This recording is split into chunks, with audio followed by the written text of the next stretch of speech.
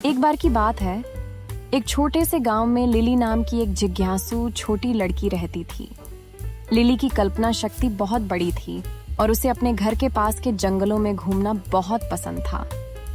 एक धूप भरी दोपहर में जब वह जंगल में गहराई तक भटक रही थी, उसकी नजर एक छिपे हुए बगीचे पर पड़ी। वह बगीचा उस बगीचे से अलग था जिसे उसने पहले कभी देखा था।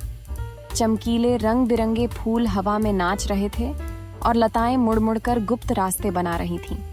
बीच में एक शानदार पेड़ खड़ा था। उसकी पत्तियां पन्ने की तरह चमक रही थीं। लिली की आंखें आश्चर्य से फैल गईं। उसने एक सतर्क कदम आगे बढ़ाया, फिर दूसरा। अचानक एक हल्की सी आवाज आई, हेलो, आप कौन हैं?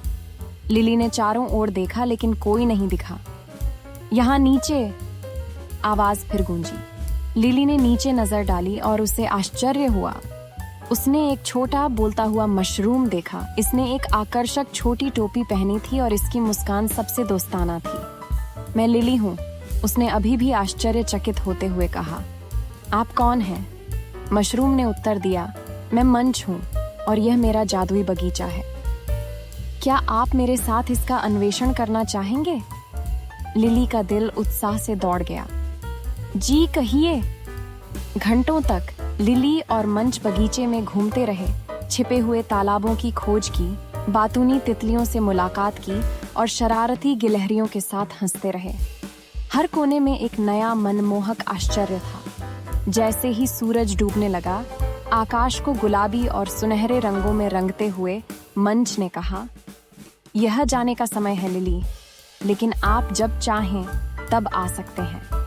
कृतज्ञ हृदय से लिली ने अपने नए दोस्त को विदा किया और घर वापस चली गई। उस दिन के बाद से लिली जब भी संभव हो जादुई बगीचे का दौरा करती और चमत्कारों में हिस्सा लेने के लिए अपने दोस्तों और परिवार को भी साथ लाती। उद्यान हंसी, रोमांच और अंतहीन कल्पना का स्थान बन गया। और जैसे जैसे समय बीतता गया, बगीचा और भी अधिक जादुई होता गया, जैसे कि उसे पता हो कि लिली के दिल में कितनी खुशी है। और इसीलिए उस छोटे से गांव में जादुई बगीचा एक पोषित रहस्य बना रहा, जो असाधारण में विश्वास करने का साहस करने वाले बच्चों के सपनों और रोमांच से भरा हुआ था। वीडियो अच्छी लगी ही तो चैनल को सब्सक्राइब करके बेल आइकॉन दबाएं ताकि नहीं आने वाली वीडियो सबसे पहले आप तक पहुंचे। एक समय की बात है, एक हरे भरे और जीवंत जंगल में केसी नाम का एक हंसमुख कैटरपिलर रहता था। केसी पूरे जंगल में सबसे दयालु कीट होने के लिए दूर दूर तक जाना जाता था। वह हमेशा एक दोस्ताना मुस्कान रखते थे और किसी भी जरूरतमंद की मदद करते थे। एक धूप भरी सुबह जब केसी जंगल से होकर जा रहा था, उसने देखा कि एक शाखा पर बैठे पक्षियों का एक परिवार चिंतित दिख रहा था। उसने सरकते हुए पूछा, प्रिय मित्रों, तुम्हें क्या परेशानी हो रही है? माँ पक्षी ने उत्तर दिया, हम एक नए घर की तलाश कर रहे हैं क्योंकि हमारा घोंसला कल रात एक तूफान में नष्ट हो गया था। लेकिन हमें अपने छोटे बच्चों के लिए कोई सुरक्षित जगह नहीं मिल रही है। बिना किसी हिचकिचाहट के केसी ने अपनी सहायता की पेशकश की। उसने अपने छोटे से शरीर को एक टहनी के चारों ओर लपेटा और रेशमी धागे काटना शुरू कर दिया। उसने बड़ी सावधानी और धैर्य से पक्षियों के लिए एक सुंदर घोंसला बुना। यह मजबूत, गर्म और आरामदायक था। पक्षियों का परिवार बहुत खुश हुआ और केसी को बहुत धन्यवाद दिया। वे सुरक्षित और स्वस्थ होकर अपने नए घोंसले में बस गए। केसी की दयालुता की खबर पूरे जंगल में फैल गई और हर कोने से जानवर मदद के लिए उसके पास आने लगे। एक दिन सैम नाम का एक अकेला मकड़ी अपनी आंखों में आंसू लेकर केसी के पास आया। मुझे हर किसी ने त्याग दिया है क्योंकि मैं अलग हूँ। क्या आप मुझे एक दोस्त बनाने में मदद कर सकते हैं? उसने पूछा। केसी ने बिना निर्णय लिए सैम से दोस्ती करने का फैसला किया। उन्होंने उसे जंगल के विभिन्न प्राणियों से परिचित कराया और उन्हें सिखाया कि अलग होना ठीक है और सच्ची दोस्ती दिखावे से परे होती है। जल्द ही सैम के कई दोस्त बन गए और जंगल एक ऐसा स्थान बन गया जहां स्वीकृति और दयालुता पनपी। जैसे जैसे साल बीतते गए, केसी में जादुई परिवर्तन आया। और वह एक सुंदर तितली में बदल गई। उसके रंग बिरंगे पंख सूरज की रोशनी में चमक रहे थे और वह जहां भी जाता था दया और प्रेम फैलाता रहता था और उससे मिलने वाले सभी लोगों को प्रेरित करता था।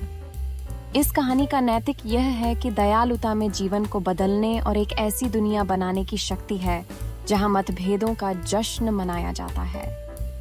केसी कैटरपिलर की तरह हम सभी मदद के लिए हाथ बढ़ाकर और जरूरतमंद लोगों के मित्र बनकर सकारात्मक प्रभाव डाल सकते हैं, चाहे वे कितने भी अलग क्यों ना हो। वीडियो अच्छी लगी ही तो चैनल को सब्सक्राइब करके बेल आइकॉन दबाएं ताकि नहीं आने वाली वीडियो सबसे पहले आप तक पहुंचे। एक बार की बात है, एक दूर देश में लिली नाम की एक युवा लड़की रहती थी जिसे खोजबीन करना बहुत पसंद था। एक धूप भरी दोपहर में वह अपने गांव के किनारे एक रहस्यमयी जंगल में पहुंच गई।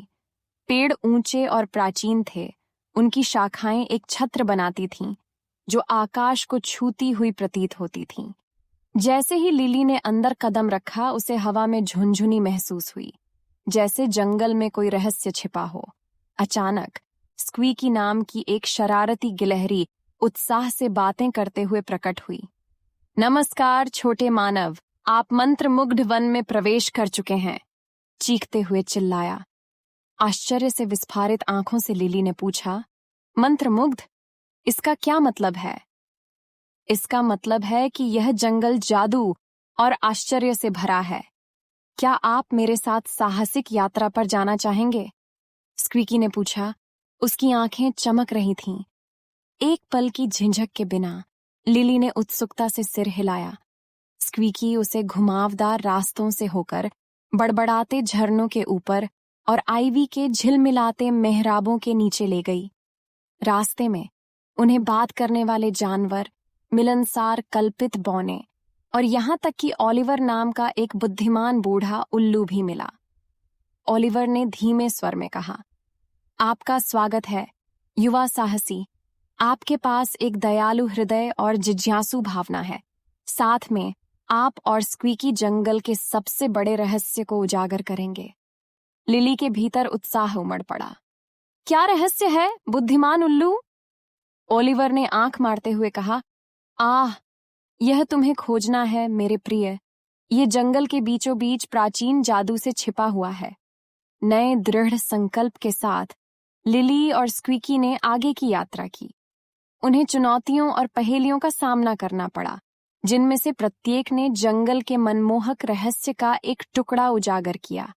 आखिरकार वे एक चमचमाते तालाब पर पहुंचे, जिसका पानी हजारों रंगों को प्रतिबिंबित कर रहा था।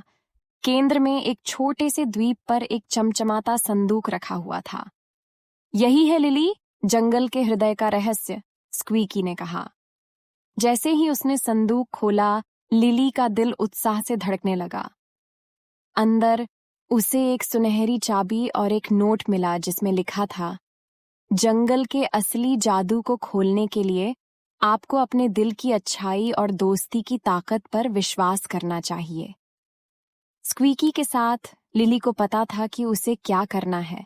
उसने अपनी आंखें बंद कर लीं, चाबी कसकर पकड़ ली और फुसफुसाकर बोली, मुझे विश्वास है। जैसे ही उसने चाबी घुमाई, जंगल एक हल्की सी ध्वनि के साथ जीवंत हो उठा। पेड़ खुशी के नृत्य में झूम रहे थे और एक मंद चमक ने हर चीज को ढक लिया था। अचानक सबसे ऊंचे पेड़ की शाखाओं के बीच स्थित एक शानदार वृक्ष गृह प्रकट हुआ। ये जंगल के सभी प्राणियों के लिए इकट्ठा होने और अपनी नई दोस्ती का जश्न मनाने का घर था। उस दिन से लिली जंगल की सच्ची दोस्त और संरक्षक बन गई।